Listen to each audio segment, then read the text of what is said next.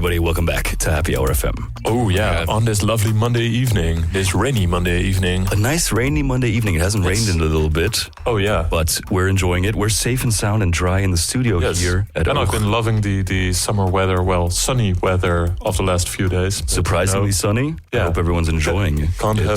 We can't have nice weather without rain sometimes, or however that saying goes. We got Jan Willem enjoying the weather. Chris, how are you enjoying the weather? Yeah, it's all right. I personally liked it when it was... I liked it the most last week when it was below freezing, but very sunny. That was really nice. That is the best weather. It's like a weird frost on the ground, but it's not slippery, right? It was not slippery at all. It was safe, veilig, as they say. Well, we got Chris, we got Jan Willem, and I'm Justin, and I'm very excited because today we've got another interview lined up with someone a lovely from guest. Our favorite place in the city, the Forum, not sponsored. We've had guests on here. Despite what you may think. Despite what you may think. By the amount of guests we have from there. We've had a fair few, but this is not to undermine the importance of this one because it's very exciting. Oh, yeah. All in the world of exhibitions and making an educational... I can't hide it. Yes, and educational initiatives for the city, for students, and making stuff for the public. And I'd like to welcome Jos Westra to the show. Yes, yeah. Welcome, sir. Hey. Hello. Thank you. How you doing? Good. I mean, a bit wet from the rain, but I'm good. As we all are. Well, actually, I just missed it when I arrived, so I'm graciously dry. Well, if you're listening at home and you think, hey, I have a question for Jos Westra, I would like to ask something about whatever he's doing, you can ask that. You can DM us on our Instagram at Happy Hour FM, or you can send us a WhatsApp message at 050-5715-815. Yeah. And we will read it aloud on air. And before we dive into the meat of this interview, I will use my advantage of being here in person and send Justin a message to increase the volume of the mics a little bit because I think they're a bit quiet. Yes, sir. I can hear you loud and clear. Loud and clear, sir. I think you can push the music up a bit, but that's I think me. Chris can go away. Go stand in the corner. So, Jos, thank you so much for coming out to the show. You do a lot of stuff from what I've heard. We had a little bit of a chat before about cool stuff you're into, not even mentioning the video games, which I'm very interested in. But we're not here to talk about that, sadly. I wish. Another time. Another time. Could you give a brief introduction of yourself? Who are you? Where are you from? Well, you said it. I'm Jos Westra. I am from Groningen. I lived there all my life, except for a small pause in Berlin. But I'm back in Groningen, and I work for the Forum. I'm very happy. I was very happy that it opened. And even much happier to work there now. Really nice. So what did you do then before the Forum was open? I think reminiscing about my time in Berlin, wanting to go back, but then the Forum came and I said, I will stay. I will stay a little bit longer, and then I will work for the Forum if they will have me. What do you do there? Yeah. What I do at the Forum? Well, I'm an educator, so I prepare and carry out tours, workshops, exhibitions. Workshops for and tours in exhibitions, mainly for students or school kids, and in the weekends for the public. Great. Well, we've had the Smart Lab come on the show to represent their different activities. How similar or different is that from what they do? I think we're becoming more similar. I think Jan was here. They're doing a very good job on expanding their work at the Smart Lab, also educationally wise. So we work together more and more to create cool stuff, not only for the public, but also for educational purposes. Could you go into the educational purposes a bit more? What's kind of the incentive there? What's kind of the main core idea? Forum broad, you mean? Or? Yeah, broadly. What is the goal for you as an educator? As an educator, it's very cool to have conversations with kids, with grown-ups, of course, as well, but also with high school children, because they have so many different ways of looking at the world and thinking about stuff. Sure. So giving them, expanding their world, but also discuss the world together, that's very a cool thing to do. I think. Get a glimpse into the future. It's a cliche. They are the future, but they are, and they need to deal with it as well. So better to prepare them and make them think for themselves. So this mainly happens through the exhibitions that are brought to the Forum, and then you take these kids or whoever comes on tour? Yeah, I mean, it depends on the subject of an exhibition. Right. For example, we had a Disney exhibition that are different kind of tours than now we have on the World of Music Video, or like on America and Trump exhibition we had before. So it differs on the theme, what we do with them. But either way, we try to adjust ourselves to their level and to their world. And who chooses the exhibitions then? We have some lovely directors, of course, and they decide what comes to the forum. But we have a very open culture, so we many parties are involved in talking about the whole preparation process. Yeah, because I guess they have to reach out to you guys, the education team, to be like, hey, we want to bring this like music video exhibition to the forum. How are you guys gonna present that to the public and see if it works? And if it doesn't, then maybe they might reconsider what they want to bring in. Is that kind of it? Yeah, well, I think for the last part, that's not yet so. I mean, it would be amazing if Chris. it would be amazing if they asked us what we wanted to do education-wise, and then choose an exhibition. But I mean, exhibitions are very big projects, so you have many different reasons why to do an exhibition or not. But we do get a say into what we can do with it and what we want to have in order to fulfill our educational goals. All right, I see. Right. Okay, so if they say we want to have an exhibition about potatoes, it's up to you to find a way to make potatoes interesting to children. I would prepare myself as much as possible to talk about potatoes for an hour. Yes. Awesome. I understand. Thank you. I would go, no matter the ticket price. Yeah, of course. It's €30 tickets just to see about potatoes. I don't believe you would get like the much press attention as you might get more press attention. Yeah, but I don't know whether it's the one that you want. All press is good press, baby. About your role as an educator, I'm just curious, how do you get to that role? Well, I think the cool part of working for the forum is that it's so quickly adapting to the world and the future as one of our goals as well, to look forward to the future and prepare our visitors for that future, and to let them think about that.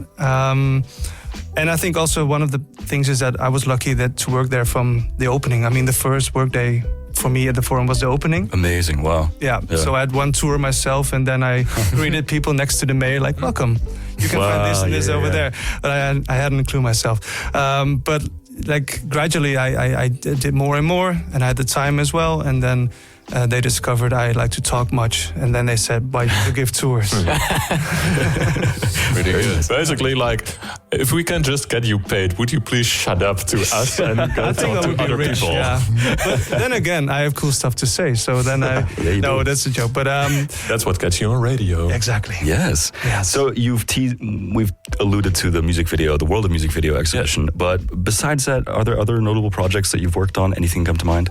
Well, I think the first exhibition we had was on AI, and I think the tours we did then they were carried out by students AI, but then they found out we had some good people working for the forum and students as well. And then I think from the second one on, the Aardman exhibition on the creators of Shaun the Sheep, and Groningen. Oh yeah. Remember?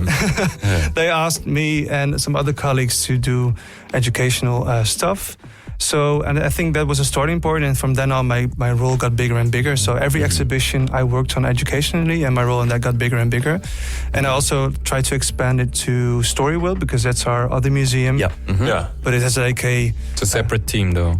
No, it's the same team. Oh, is it? Okay. Well, I mean, the educators are the same team, but people in charge of the museum are that differs a little bit. Okay, we're learning more about the structures of the forum. There you go. And we are being educated right as he is here. We brought on an educator, and he's educating us. Wow. I feel overwhelmed. 150 people working for the forum, so it's quite a difficult graphic structure to explain. But no, I'm working on that as well now. It was cool stuff on Indonesia and the history of the Netherlands and Indonesia. Oh yeah. So I expanded my work for the exhibition on the 4th floor as well to Story World and themes. Do you have any favorite exhibitions that have passed through the forum? Well, we talked about video games before the show, and we had 50 years of video games exhibition. You could play more than 120 games, from old Commodores to the newest ones. So I think that was one of the coolest. Crazy. Yeah, but also very stressful because we need to keep all the 120 games running all day long. Jeez, I can imagine. Oh yeah. Oh man. Well, I have 1,000 questions for each of these exhibitions. The Aardman one, the video game one. There's so much that must go into it and the process. But we're gonna get to the meat and potatoes of this interview and focus on the world of music video. Both meat and potatoes have been mentioned previously in the show. Send us a message if you remember when that was. What? Yeah, we have our little Easter eggs. I forgot. What were you about to say? What I was about to say is... Before I had a stroke. You could introduce us to the World of Music Video exhibition, which is currently still going on. Yes. Up until when is it going on, by the way, first of all? The 18th of May. Ooh, nice. And what is it? So there's quite a long time. Well, to put it very very short, it's a exhibition full of music videos. Almost 70 music videos from 25 different countries. And it explains the cultural relevance of the music video, and explains the music video as an art form, as it has developed from 50 years ago up till now. And the music video started out as a promotional, for promotional purposes, to promote videos, to promote the song and the artist. Right. Yeah. But very quickly they started to become visual artworks. Yeah. And why is the forum interested in something like music videos? I think because we really want to get shows or get exhibitions that people start to recognize as a typical forum exhibition. Oh yeah. So that's one of the main goals. But we also have 3 big pillars in our programming, and I think literacy or visual literacy is one of them. And I think how to read the music video as an art form. Yeah, that's quite. Yeah. So about that, what would you consider your favorite music video to be, artistic wise? In the exhibition or generally? Why not both? Oof. Well, I can give you an example from the exhibition, I think. I'm a big fan of the photographer Anton Corbijn. He also made some movies as well. So Depeche Mode that's the one then? I think Depeche Mode enjoy the silence because you can see that the artists don't like to play in it. They weren't on board for that video, and you can also see the grainy quality of it. And walking around as a king through the fields it's very strange. But then the combination with the typical photography of Anton Corbijn and the band posing for his camera all together makes it so artsy. Nerdy. It's so cool. I would just like to say that I enjoyed the exhibition very much, and I enjoyed the silence. We all got to see it last week together. We had a visit to it, but I enjoyed it very much, and I really like this idea of showcasing the music video as an art form and kind of explaining the context around it. Like as you said, it started off as a sort of commercial music that it accompanied, and in general, I guess you as an educator even go further to present this information that is in the exhibition into a wider context to visitors. It's not just here's a video, it exists in the ether, and that's it. Nope. There's a bigger significance to it, and I guess the exhibition itself tries to communicate that, and you as an educator then try so about that, because the exhibition it didn't really start off in Groningen, it started off in Germany, wasn't it? Yeah. So how much changes were there made to get it from Germany into Groningen?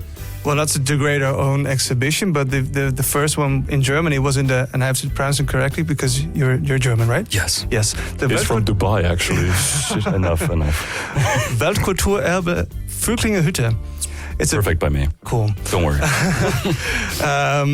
It's a big factory, abandoned factory, and they presented all those videos between all the stuff you find in a factory, and we try to recreate that because. All right. Oh yeah, with all the scaffolding, it looks very industrial. It's very industrial, yeah. But also smaller than the factory. Yeah, well, so we had to cut some videos, of course. But I think we're quite true to the original ones. But for every exhibition, if there's any space, we try to. Put our own stamp on it, so to say. So, of course, we need to delete some videos. We exchanged some German videos because there were quite a lot of German videos. Sure, a bit overrepresented then, yeah. And also try to add some Dutch connections to it as well. Ah, right. And reflect on the themes of the exhibition for ourselves to look what would fit in our eyes better.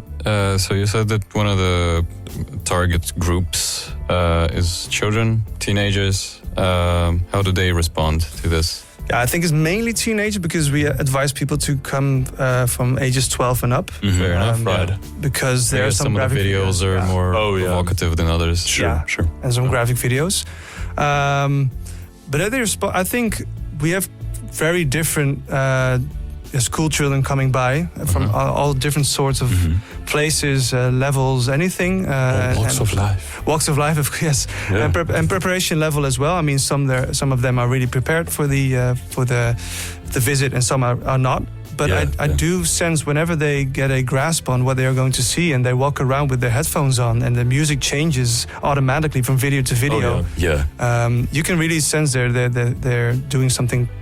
They find they're doing something cool, and that's very cool to see. I'm glad you mentioned the headphones because I wanted to bring it up because maybe a listener who's unfamiliar with the exhibition and is curious, how do you actually experience it? And maybe it's not just like the music's all blasting at the same time. How does it work mechanically? Well, some people bring their own headphones, and we say you can put them in your bags because you get a headphone at the entrance. It's a special headphone which works on infrared. And you walk into the exhibition. Every video is accompanied with a sensor. So the sensor picks up your headphone, and then as long as you move or you zigzag through the exhibition, the music changes with the video. Yeah. So for example, when you get your ticket and you put your coat in the locker and you go into the exhibition, one of the first things you might hear is this song. Yes. Nirvana. One of the first ones on the left. Yeah. Absolutely classic music. It really resonates with the vibe of the mechanics there, like all the scaffolding. It's such a great intro to the exhibition. We're going to take a moment, listen to Smells Like Teen Spirit, and we'll be right back with Jos Westra.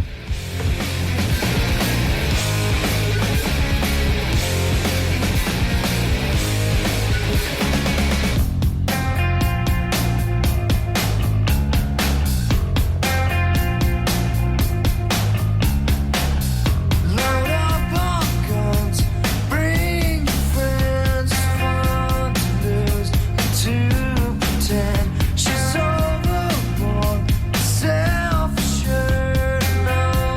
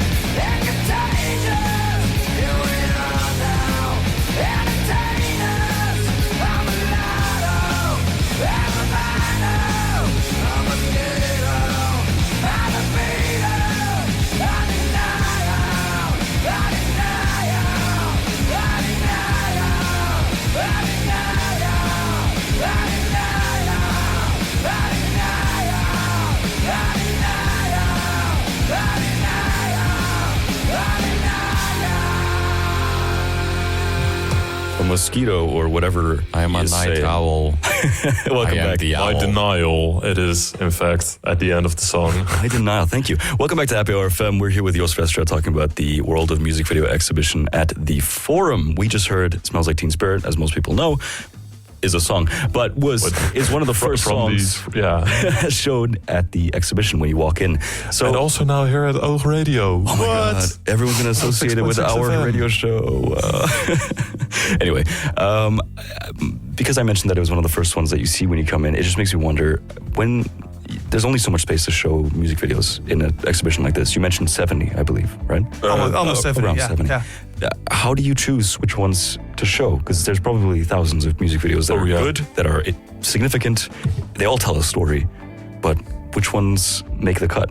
Well, I think this song for itself and also the impact of Nirvana was such a big thing in the 90s, and the whole video being like an anti-culture. Yeah. So whatever pop music is, or music in general, it's very, everybody in the video is very like, it's very lo-fi in a sense, and everybody's like bored out, and they try to destroy everything they can, and he's like a false joker laughing in the camera.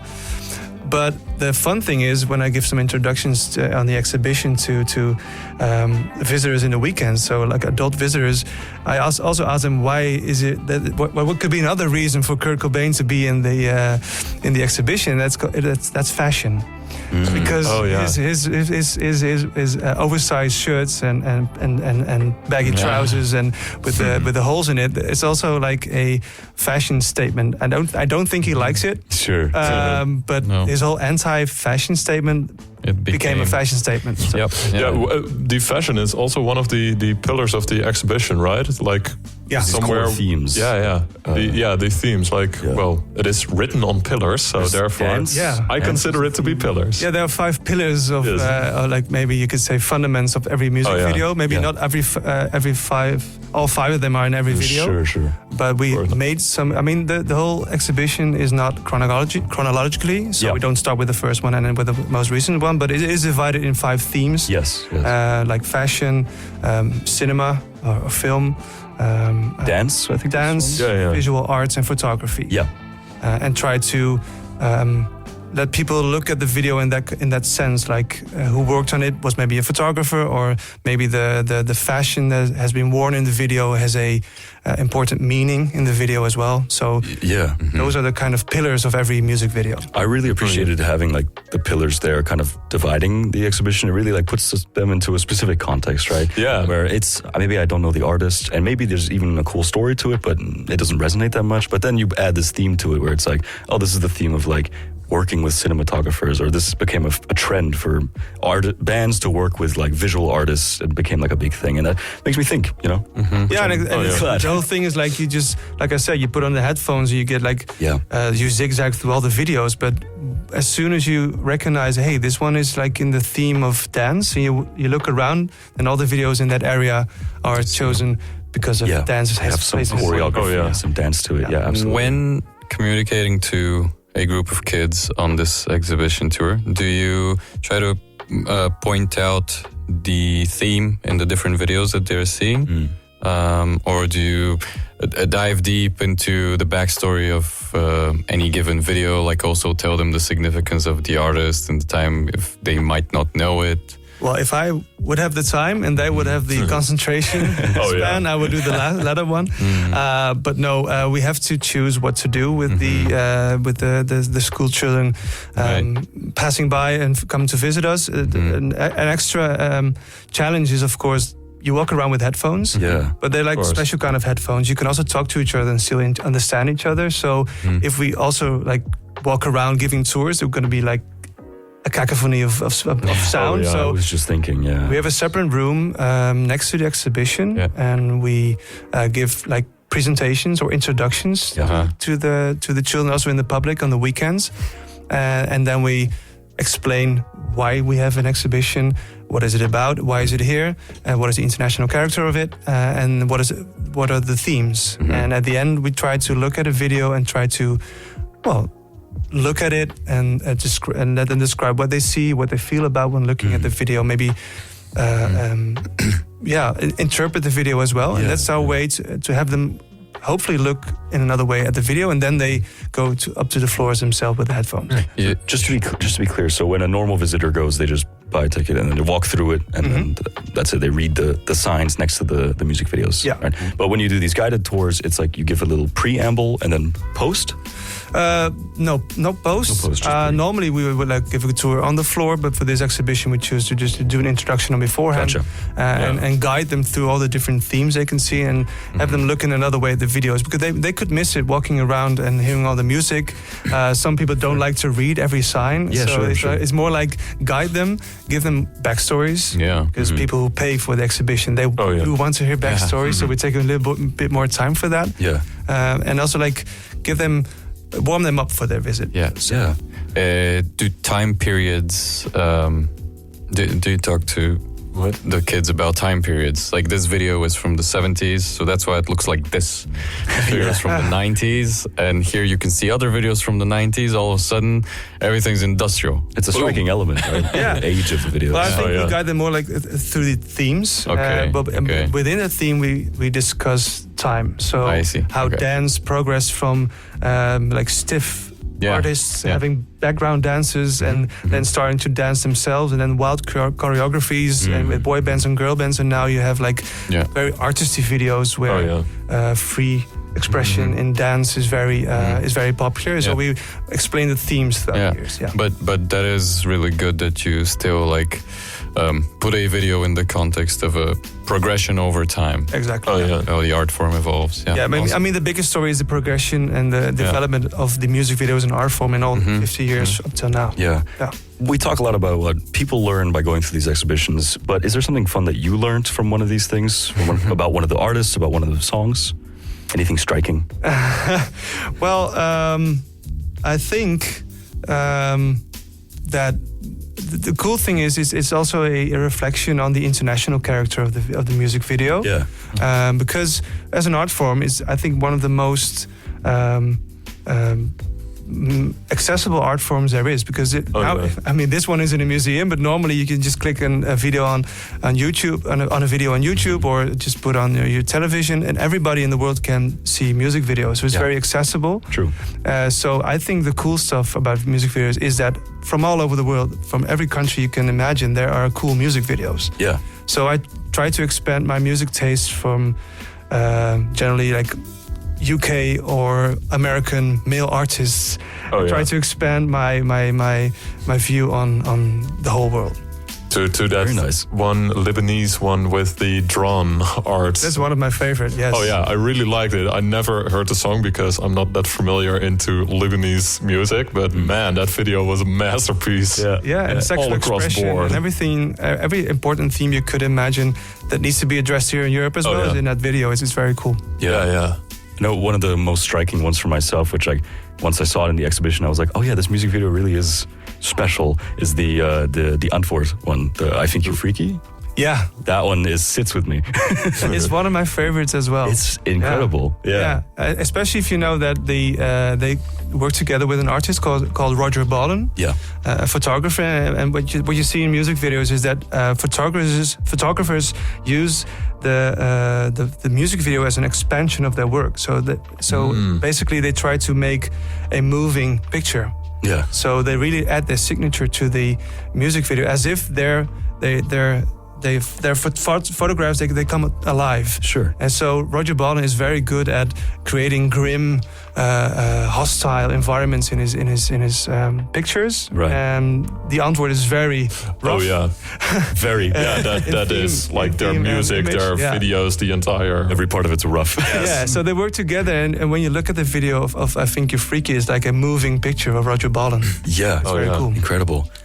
Chris, I must say, like the director for the music video of Bittersweet Symphony by The Verve, man, that should be like a lazy guy, just like, all right, you walk in a straight line, we'll create the picture here. There you lazy go. or genius. I mean, it's one of the best videos out there. It is great. Oh, yeah. Just focusing on him the whole time. Yeah. Yeah, and then also, I mean, I looked at the stuff he wears. he's so cool. Yeah. Oh, yeah. The fashion, huge part of it. Yes. I wanted to ask, Chris, I remember you told me you saw you had a fun experience with one of the music videos from David Bowie. You want to recount what that is? Yeah, sure thing. Yeah, one of the videos in the exhibition is David Bowie's "Afraid of Americans" video, and I knew the song.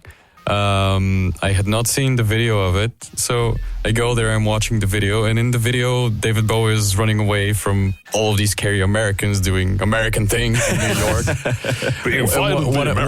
One of them is this guy with like a leather jacket or something and long hair, and I'm looking at him and I'm like, man, that guy looks awfully familiar. And then I read the little info tablet on the side of the video, and I see that the guy is actually Trent Reznor from Nine Inch Nails. Yeah.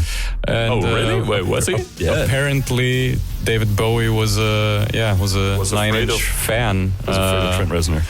after he saw the video for Closer by Nine Inch, and he reached out to Trent to do a collaboration together. And hey, you want to be the scary guy? Here you go. Yeah, you want to play Johnny? You want to play the villain? Yeah. So we're going to take a moment, listen to I'm Afraid of Americans. Is it the remix? David Bowie. It's a remix. It's a remix, right? But I guess the more popular one, I'm assuming. I don't know. I think so, yeah, but the one with the video. The one with the video. There we go. I'm Afraid of Americans by David Bowie. We'll be right back on Happy FM 106.6 FM.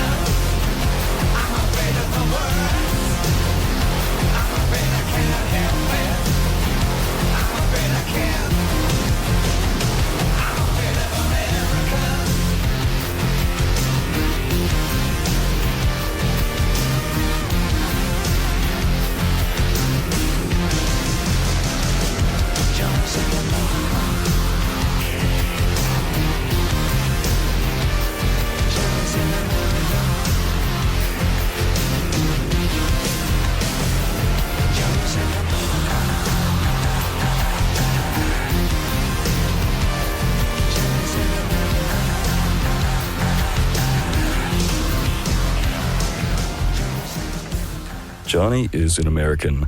Live on Happy Hour FM. That was... Well, not live, but it's... Oh, Johnny's here. Everyone say hi to Johnny. Yeah.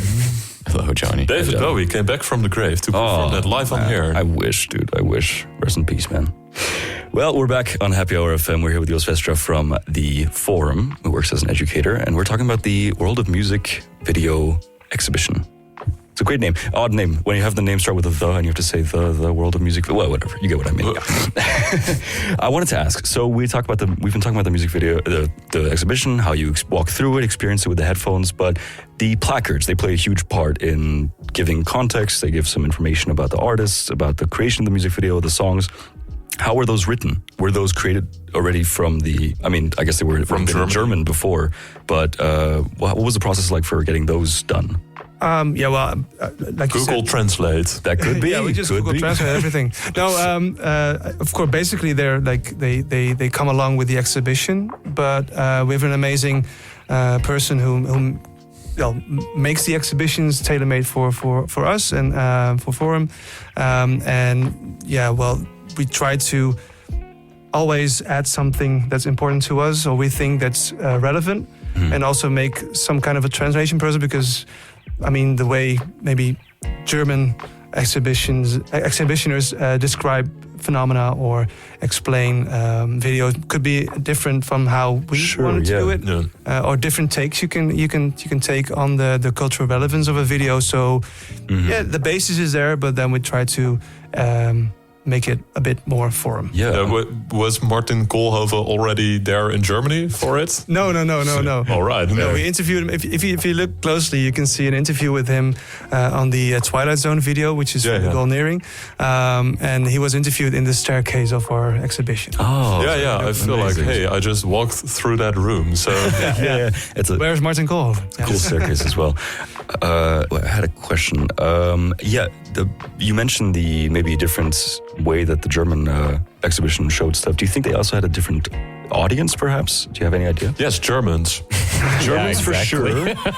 But like maybe age range, because we talked a little bit about the different age ranges. Oof, that is, I think, hard for me to answer because in hindsight, I really would have loved to see the exhibition in the old factory, but I don't know if they had like another take on it because we programmed it starting in December, and of course that's also the period not only for the top 2000 here in the Netherlands, but also Eurosonic here in Groningen. So we really try to touch base with the people who go there and who like that relevance of music videos.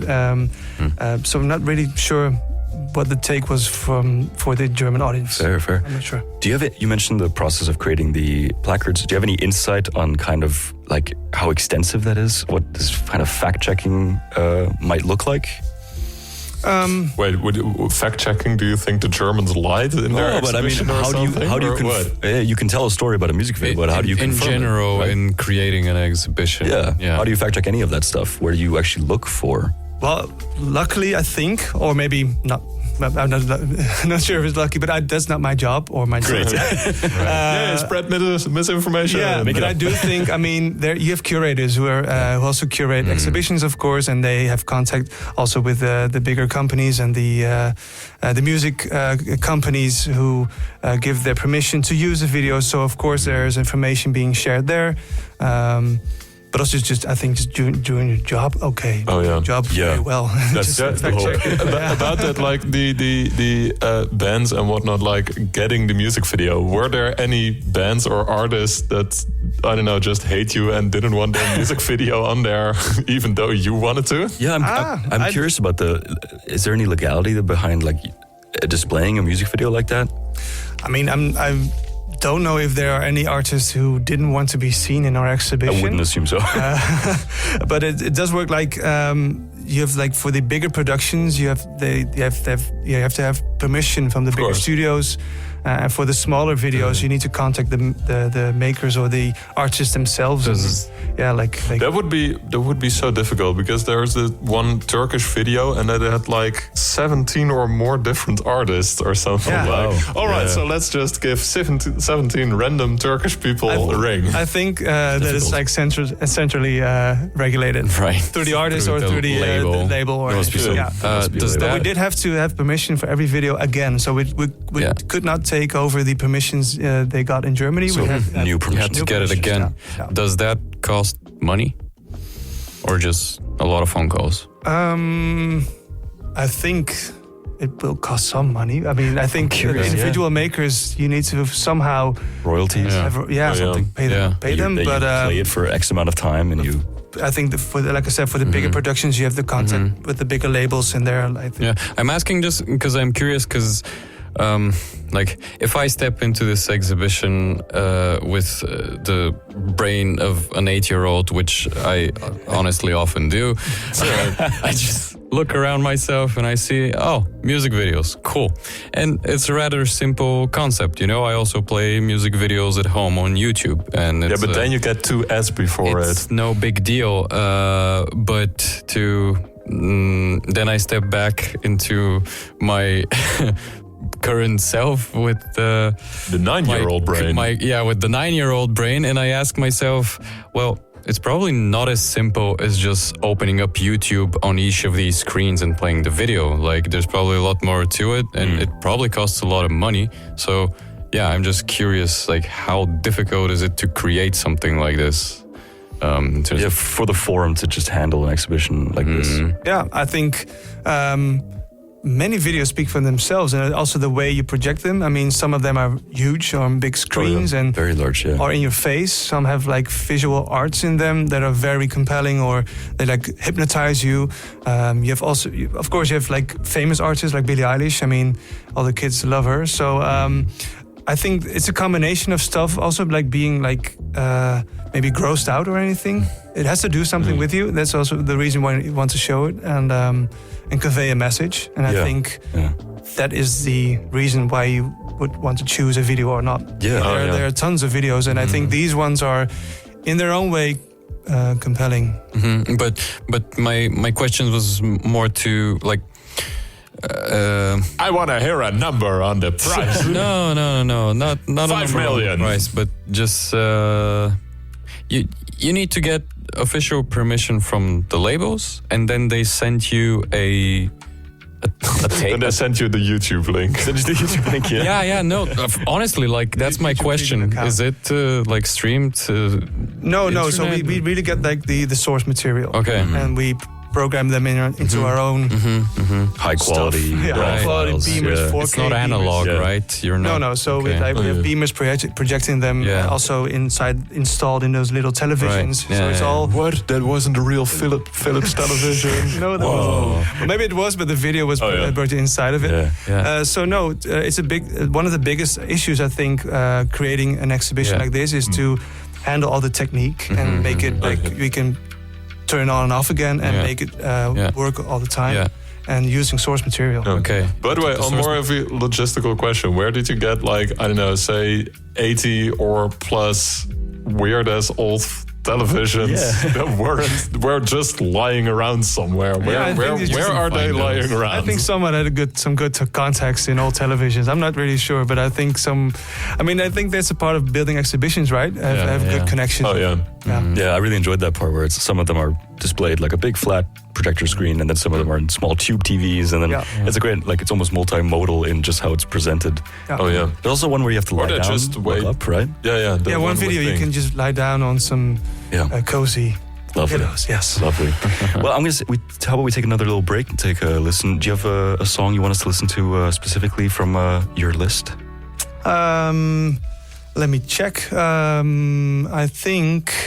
I think Stromae is a good one. Love that song. Popote. Yeah. That's both the fashion and the dance and basically the entire artist. That's all combined. Stromae is like, you can do anything. This music video is so good. Oh, definitely. The story is like sad and great. It's a very powerful song. Dis-moi d'où il vient, Well, we'll be right back. On a happy Maman hour. dit que lorsqu'on cherche bien, on finit toujours par trouver. Elle dit qu'il n'est jamais très loin, qu'il part très souvent travailler. Maman dit travailler c'est bien, bien mieux qu'être mal accompagné. Pas vrai? Où est ton papa? Dis-moi où est ton papa? Sans même devoir lui parler, il sait ce qui ne va pas. Ah sacré papa, dis-moi où es-tu caché? Ça doit faire au moins 1000 fois que j'ai compté mes doigts. Hey. Où t'es papa, où t'es? Où t'es papa, où t'es? Où t'es papa, où t'es? Où t'es, où t'es, où papa, où t'es? Où t'es papa, où t'es? Où t'es papa, où t'es? Où t'es papa, où t'es? Où t'es, où t'es, où papa, où t'es?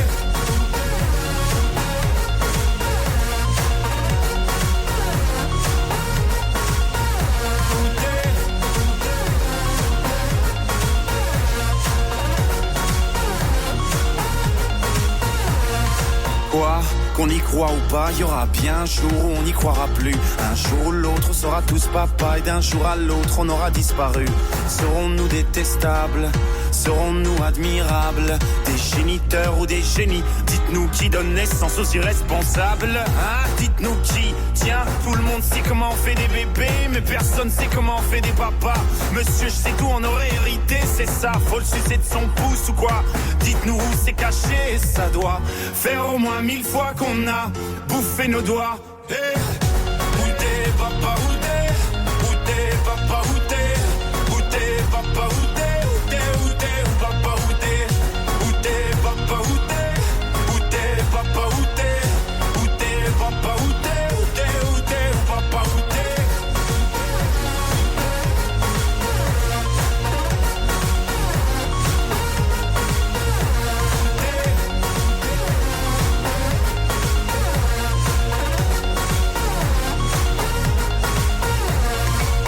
Où est ton papa? Dis-moi où est ton papa? Sans même devoir lui parler, il sait ce qui ne va pas. Ah sacré papa, dis-moi où es-tu caché? Ça doit faire au moins 1000 fois que j'ai compté mes doigts. Où est ton papa? Dis-moi où est ton papa? Sans même devoir lui parler, il sait ce qui ne va pas. Ah sacré papa, dis-moi où es-tu caché? Ça doit faire au moins 1000 fois que j'ai compté mes doigts. Où t'es papa, où t'es?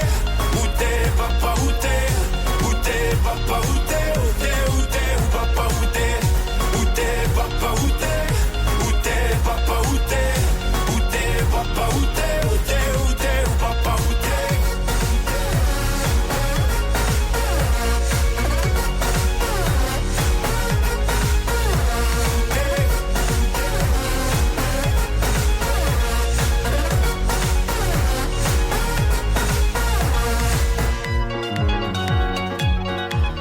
Welcome back to Happy Hour FM. That was Papa Ute by Stromae. Now, On 106.6 FM. yeah, so I cut you off a little bit about a little bit of the background of the song, and I'd love you to talk about it. Yeah, sure, no problem. Tell us about it. No, I think Stromae, he's so cool. He's such a cool guy, but he's also like tormented by mental issues as well. I went to see him on tour, but he had to cancel the huge tour, which got great reviews and everything. So personally, I hope he gets better, of course, but it's also very vulnerable to sing about these themes. In this case, his father. I think he's a very cool guy, and he's very inspirational person as well. Yeah, he's making his own clothing lines now, isn't he? So, yeah. You can walk with a Stromae bow tie if you want to. Oh. Yeah, I've seen he has a really cool sense of style. Yeah. Oh, yeah. Everything he's done is really expressive and cool.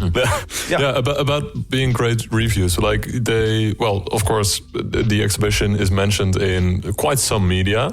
How are the reviews so far, and how happy are you with the reviews? Well, luckily my work, I do not work for communication, so I don't have to stroll around through Instagram or Facebook reading all the reviews. But I do get all the reviews on the floor, of course, from teachers, from school kids, but also like people from the public in the weekends. And well, we get many compliments not only on our tours and on our introductions, but also when they leave. Everybody's happy. Many people return several times because they don't have enough time or attention span to watch all the videos. But you can calculate if you want to see every video from start to finish. Yeah, it's like 5 to 6 hours. And you I figured how much time would that take? But there you go. And also because like you can reach one and it's playing like in the middle, and then maybe you're like, definitely I'll come back later or something. And especially with like the Michael Jackson one, that's exactly. like 2 minutes before the actual song starts. 4 minutes, I think. Oh man, it takes forever. But yeah. So that's I think people come out with a smile, and of course we get smiles at other exhibitions, but like if. For example, the game exhibition we had a couple of years ago, experiencing 50 years of video games. There wasn't many people coming out happy, but also many people coming out, I missed this one, I missed that video game, why did you put this one in? This one's like, no, because... That's just people that are rage quitting in the exhibition. I think, rage quitting Mario 64. They tried to play Contra or something and they... No, but I think because of also the international character, and it's a part of the exhibition to learn new videos, they also accept that they don't know everything and that not everything is inside of the exhibition. Yeah, sure. So it's very cool. That is very, very cool. Yeah, have you been involved yourself in any like press coverage, any interviews talking about the exhibition?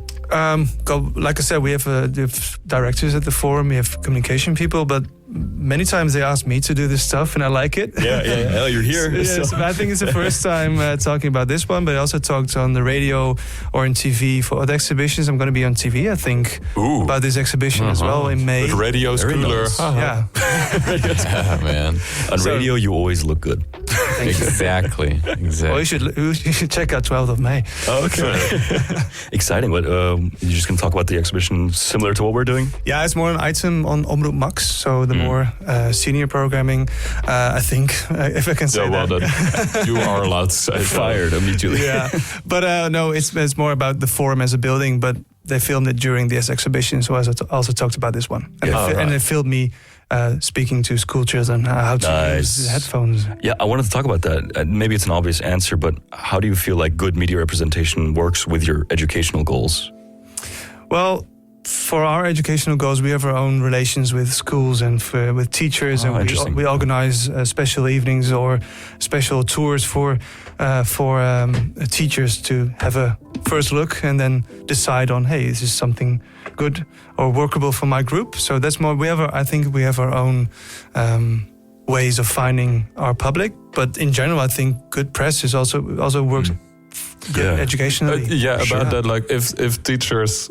Or like if classes of school children come by, do you like cut the Antwoord video and the one from the I forgot his name. You hide it. Estonian rapper on the video that has like all the naked bodies. Tommy Cash. Tommy Cash. Yeah. That's the one. If we cut that more? Would people consider that like, ooh, this is too insensitive, or like, too insensitive for my school? We talk about the Antwoord because of it's the cool video and the collaboration with Roger Ball, and I think the Tommy Cash video is the one even the cool kids, they walk in, they're like, whoa, is this even allowed to see? And then they look at the teacher and they say, yeah, it's cool. That's so powerful. To expose them to a little bit of like, I don't know if I should be watching. I think I read this week that Tommy Cash is an Estonian rapper. He's the Eurovision contender. Is he really? Yeah. Oh, wow. I have a friend who's huge on Eurovision. I got to ask him about that. He just also made a song with Jos Klein, and then they sing. And they sing F the EBU. So I'm not sure what does that with his chances for Eurovision. Fantastic. Love Jos Klein for that one. That is fantastic. Well, I'm gonna just some fun questions. Do you think? Did you have a song that you would love to have been represented in the exhibition that just didn't make the cut? Was there anything missing for you? Censorship. Well, to be honest, I mean, we talked about some videos that are. I mean, you can have graphical videos with like naked people or anything, but what's the border for violence? And I don't know if you the song "This Is America" from Childish Gambino. That's true. Now that you mention it, like that's a fantastic music video. I would have expected it to be there. It's very striking. The cultural relevance of that song, and the like message it won 10 to million awards or something. But there are also people executed in that video. So that's a difficult thing to show. Yeah. Okay. It can be. I mean, it depends. What is shocking depends per person, but there's some point you have to make a decision for the public. I think, because we cannot. We also had like a controversial video in the American Trump exhibition, but we could make a separate room for that. But, right. You had to we could warn people. Very fair. Yeah. Maybe a stupid question, but do you think there's any world where a music video makes a song worse? Or do you have an example? Of course. Well, I think I thought about this one myself before, but I think if you look back at the 90s, okay. I don't have a specific example, but I think, and there are some great, fantastic videos have been made in the 90s. But I think if you look them up, some should never be seen again by any person alive. Fair. So some kitschy videos, some kitschy. Just it doesn't even cut it. Doesn't help the song. I mean, I grew up as a kid watching MTV and The Box. You can call for your own songs and TMF, and I saw so many great videos, but so many bad. Where the song is fine and it's just the video that's like maybe like Butterfly from I don't know what the band was called, but the guy was all walking around with his torso and everything. Is it Ian Dury or I'm not remembering. Well, it's a Red Hot Chili Peppers cover, but it's called Butterfly, and it's very kitschy. Fair. Also, I guess like music can be such a personal thing where like every listener can attach their own meaning and go on their own trip in their mind. You create your own images based on what you hear, and then seeing a video is like somebody imposing their images on you. It locks it in. So it might not be for everyone, but that being said, there are some really cool music videos out there. So I think in most cases it's like the Learn to Fly. Learn to Fly by Foo Fighters. The song is like it has good meaning to it, whatever, and then the music video is like purposely very silly. They push it right. Weird, but when that's the purpose, that's cool. Fantastic. And that's cool. Yeah. That's where you kind of get two things to enjoy. You get the song and you get the song with the video. And Wow. Well, we're reaching our last minute. Is there any last thing you'd like to say about the exhibition, about your work, about anything to the public? Well, I think it's very cool, and I'm not talking as a educator at the forum, but I think the forum is a very cool place, and the exhibitions are very cool, and I think just dive in and experience music in such a different way than you used to. I think amazing. It's very cool. Yeah. So people can dive in on the 4th floor of the up until the 18th of May. Yes, and maybe you will meet me as well. Yeah. Do you hang out around there sometimes? Yeah, I do, and in the weekends, I most of the times give. You give the tours. The tours, yeah. Amazing, great. And there's a little gift shop right next to it, right? Also, you can buy some cool stuff. They sell some stuff related to leave your hard-earned money. Leave your hard-earned money. Like a show from the 40s or something. Yeah. Well, thank you so much for coming on. Thank you so much. It was good to have you. Really cool. Thank you guys. To all our listeners, have a fantastic week. Yes, and we will be here back again next week on Monday at 6. Bye-bye. Back again on 106.6 FM. Take care.